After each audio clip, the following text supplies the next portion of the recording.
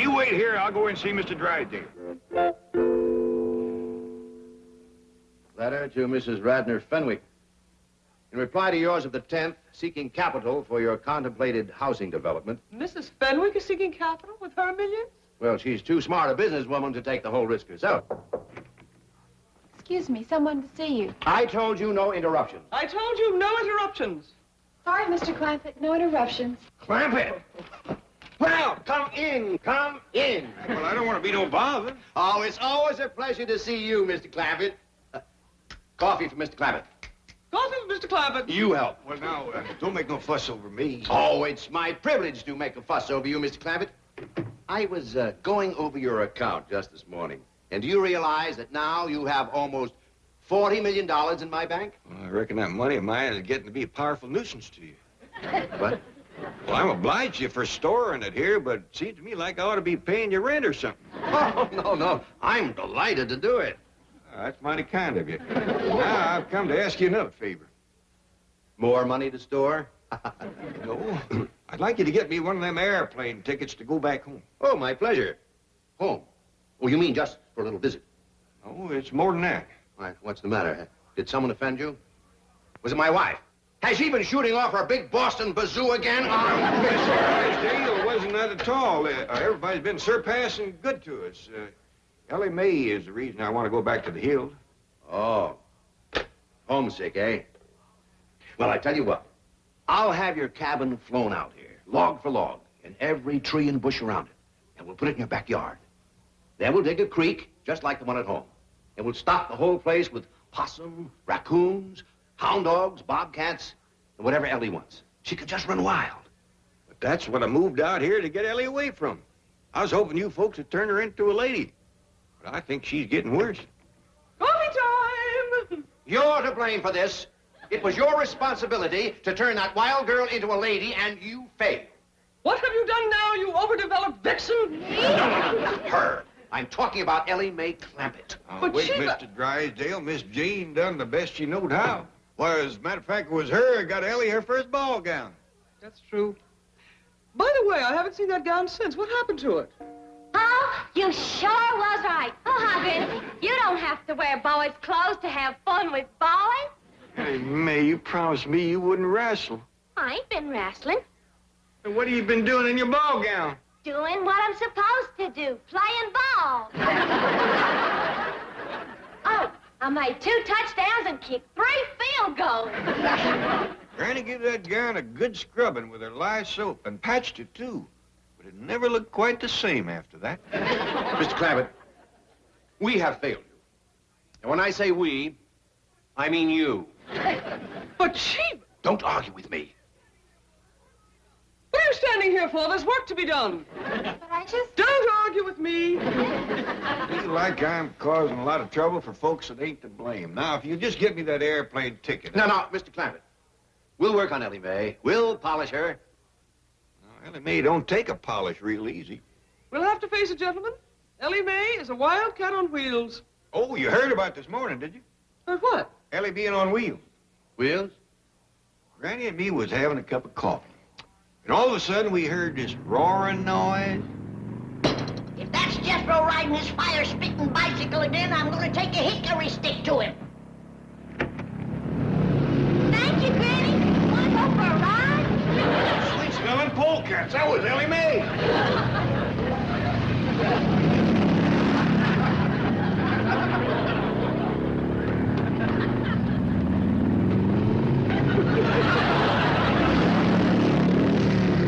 Shut that door, Jed. I'll cut through this way and snatch her off that contraption and paddle her with Jed. Granny, carry her away! No, I won't!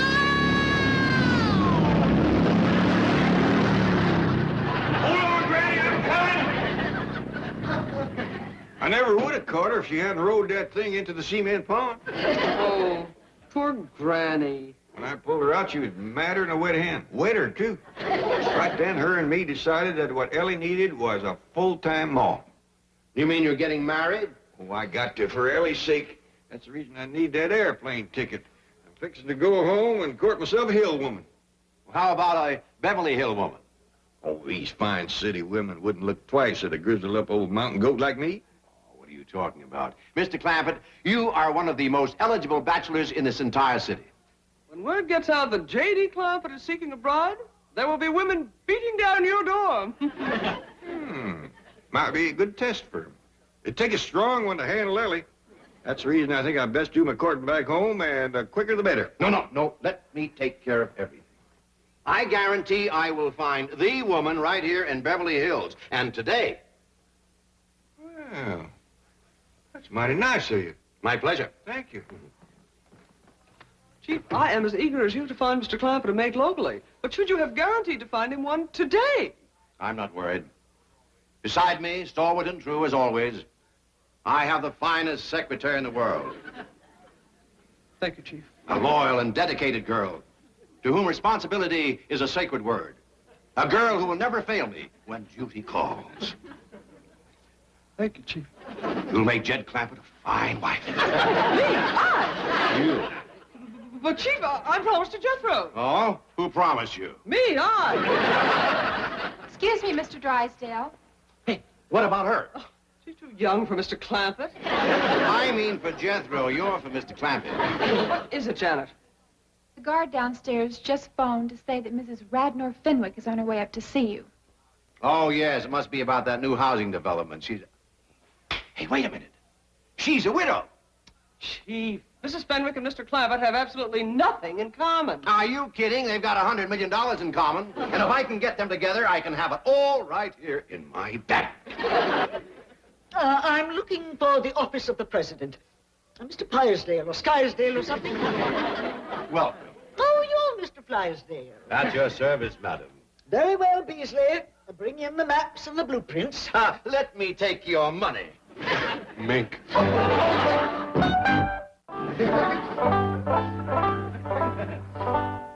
Howdy do, ma'am. My name is Jed Clampett, and Mr. Drysdale, my neighbor, said you're prime for a little courting.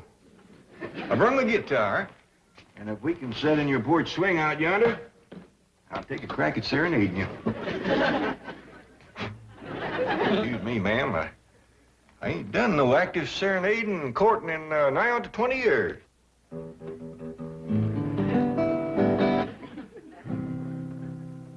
Oh, my darling, oh, my darling, oh, my Jed? darling. What's all this nonsense about you courting a city woman? Well, it was Mr. Drysdale's idea. Well, it ain't worth shucks. City women is spoiled rotten. Mr. Drysdale's gonna cull through a bunch of them and trot out the best of the lot. All they think about is smearing themselves with beauty grease, fancy-smelling renderings. Why, if you was to hug one of them, she'd squirt out of your arms like a prune pit. Well, at my age, I don't figure to do a whole heap of hugging. What do you mean, your age? Why, you're a fine figure of a man. A heap too good for these Beverly Hills society women. Jed Clampett speaking. Oh, howdy, Mr. Drysdale. You got any prospects for me? Indeed, I have. Ever hear of Mrs. Radnor Fenwick of Fenwick House? Fenwick, Fenwick? Oh, yeah, that's the widow Fenwick. Got the skinny daughter named Cynthia. That's the one. And she's very interested in you, Mr. Clampett. Very interested indeed. Well, you don't say. Granny, you remember the widow Fenwick?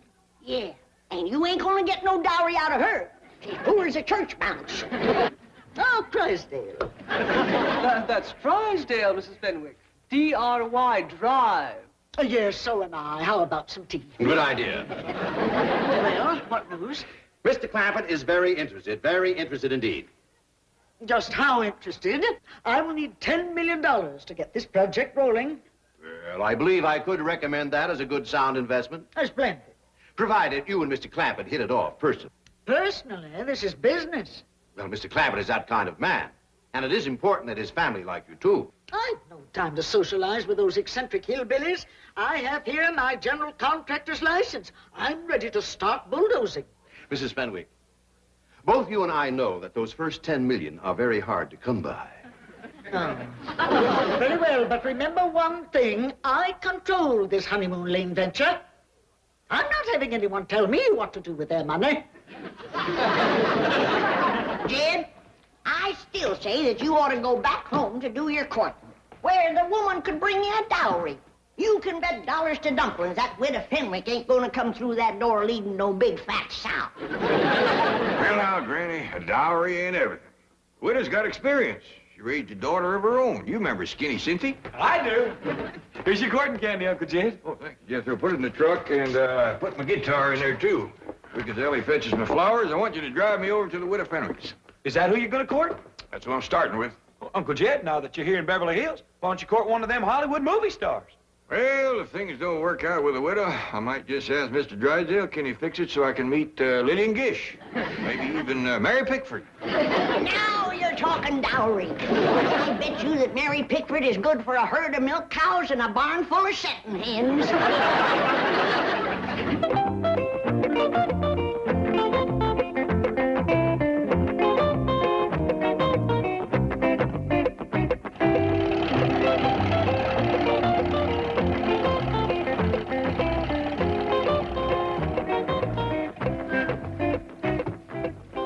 Appears like they still living in this little house. Still got the name on it, big as life. Yeah, poor but proud. Hey, Uncle Jed, I got an idea. How about me going inside with you and courting Cynthia while you court the widow? I don't hardly think there's room in that little house to do double courting, Jethro. I'll tell you what. You come in and say howdy, and then take Cynthia for a walk, leaving the widow and me alone. I get you on. You want to do some sparking, huh? Widow Fenwick? Anybody home? Widow?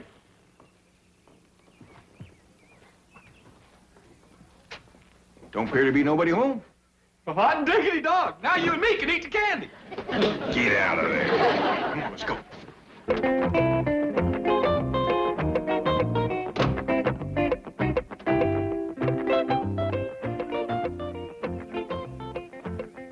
Do you wish the mink, madam? No. I think it's better psychology not to appear too affluent in front of these hill types. However, I will take blue chip. Oh, Holmes always makes such a good impression. Wait in the car. I'll telephone if I need to. Very good, madam.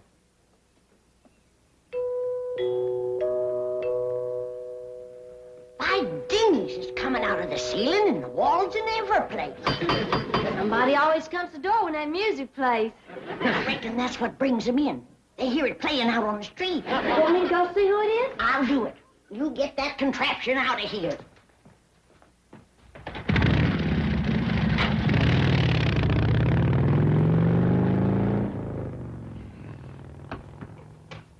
Well, Widow Fenwick, come in. How do you do? I see you managed to scrape up a dowry. Little lamb, ain't he? Oh, indeed he is. Well, he ain't much. But it shows your heart's in the right place. Come on out to the kitchen and we'll commence fattening him up. I'm fixing to court you them all. Not bad. Is that why the widow Fenwick done come over? She here? Sure is. Mr. Beasley yonder brung over in his new car. Beasley, huh? I sure hope Mr. Beasley ain't got first call on the widow. Wouldn't want to be grazing in another man's pasture. Especially him being a soldier in uniform. Oh, splendid you've returned. Howdy, widow. I reckon I was at your place when you was coming over here. Well, we're together at last, and now we can make up for lost time. Why don't you go out back and see if your granny needs some help? Sure, Pa. Well, widow, seeing as we ain't at your house and we's over here, you mind stepping into my parlor? The sooner we get down to business, the better. Sure don't beat around the bush, man. Mr. Camp, may I ask you a question? Yes, ma'am? Your banker tells me you're worth $40 million. Well, that's what I hear, give or take a few million. Why do you drive around in that truck and dress as you do and eat grits and hog jowls? Well, the way I look at it, widow, if you got it, spend it.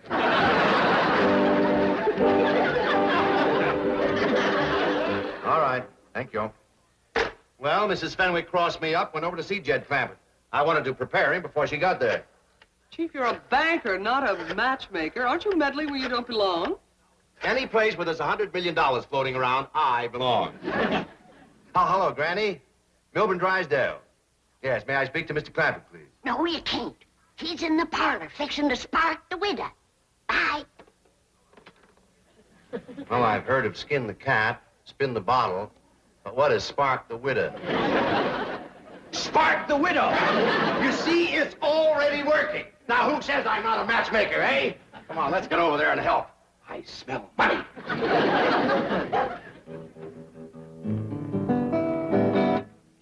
Now, Mr. Clampett, what are you doing? Can't we get to my proposal? well, ma'am, I kind of like to tune up, sing you a song or two first, kind of get you in the mood. I'm in the mood. Sorry, but I ain't. When I go to court, I always like to build up to it gradually. But you're not going to court. I ain't? No, there's no need for that. Once we reach an agreement, my lawyer can handle everything. Don't that kind of take the fun out of it? Mr. Clampett, I am not in this for fun. Now, look, I'll put my cards right on the table. You are the man I would like to have come with me into Honeymoon Lane. Well, thank you, ma'am. That's mighty flattering to an old goat like me. Nonsense, you have what I'm looking for. So now, what is it? Yes or no? You kind of got me pushed into a corner, Witter. I thought I was going to be the one to do the asking, not the answering. Well, ask away. I have nothing to hide. What are you in doubt about? Your banker likes what I have to offer. Dun & Bradstreet have given me their highest rating. The city engineer has approved my construction. Ma'am, I ain't doubting them, but them's things a man kind of likes to find out for himself. Clampett, I'm sorry to rush you, but time is money to me. There are several very wealthy men in this town that would jump at my proposal like that. But I like you. Now, I have the license, and I have the heavy equipment. Yeah, I reckon you do. All right, then, if you'll just answer yes, we can get started on Honeymoon Lane today. Now, what do you say? Witter, ain't you being a mite pushy? You're darn tootin' she is. And if she's this pushy, flat busted broke, thinks what she'll be when she gets her hands on your money. Did I hear you use the term broke in referring to me? I did. You might be as proud as a peacock, but you're as poor as Job's turkey, and you know it. My dear, quaint little woman, I am Mrs. Radnor Fenwick of Fenwick House. That home alone cost me $3 million. For that little place? Witter, you got slicker. Look out! I can't stop! Elly May, you have done ruined that door. I told you to leave that thing out in the shed. No, you didn't, Pa. You just told Jethro to put it there. Witter, I know you ain't one to beat around the bush, and I'm going to speak plain myself. That young'un of mine's going to take a heap of taming. Are you willing? Are you kidding? That'll be your job if and when you're her ma. But I'm what? Hop on, Ma, and I'll take you for a ride. Now, hold on. The widow ain't your ma unless we get proper married. Married? You and me? Well, I don't hardly think we can get to Honeymoon Lane without it. Mr. Clampett, I once said I would do anything for enough money. And I'll retract that statement. What you meant by that?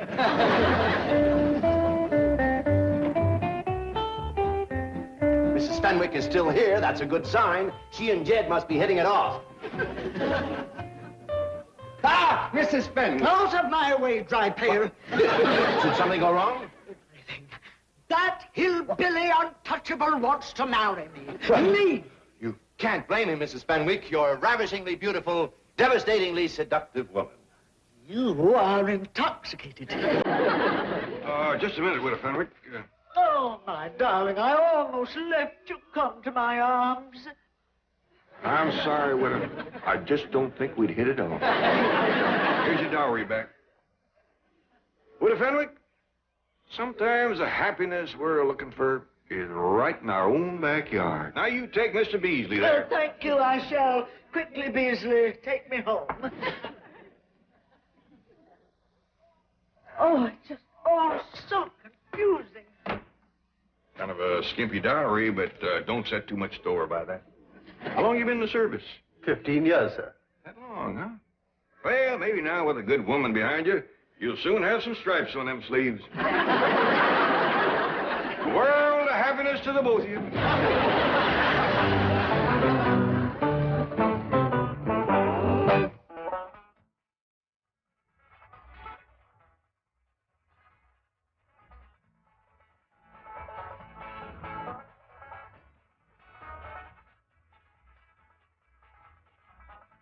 Well, now it's time to say goodbye to Jed and all his kin.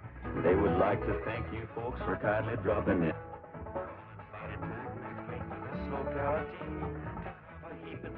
Of their hospitality. Hillbilly, that is. Set a spell. Take your shoes off. Y'all come back now. This has been a Filmways presentation.